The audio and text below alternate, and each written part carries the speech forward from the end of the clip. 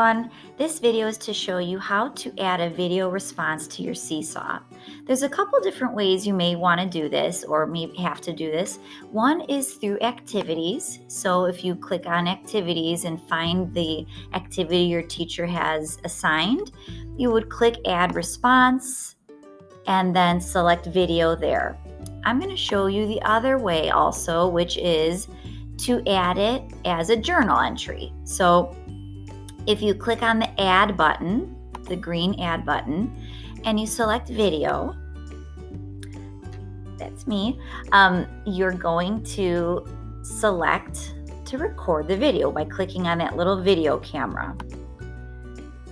So you might get a pop-up that says app Seesaw.me wants to use your microphone. You're going to want to allow that. And then you're going to click start recording. So now your video is recording. You can see on the top right hand corner that it says like a time counting. That's showing you how many seconds long your video is. So you would record as long as you would need it to be, and then when you're finished, you select done. Once you select done, you can click play to watch it. See on the top right hand corner, I turned my volume up so I could hear it.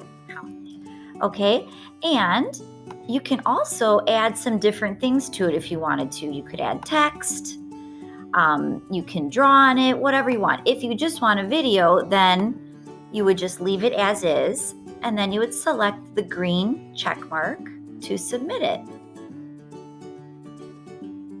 Okay, so there's my video response. Now I want to show you one thing. If by chance you try to record and maybe it says like there's an error, there's no camera, here's a couple things you can check. When you're in Seesaw, there's a little camera icon that's on the right-hand corner of the address bar. You're going to want to make sure that this is not blocked, okay? So that's one place you can check. The other place is clicking on that little lock next to where it says app.seesaw. And here's where you're going to want to check that you are allowing the camera and you're allowing the microphone. Make sure those are turned on and allowed, and you should be able to record with no problem. That's it.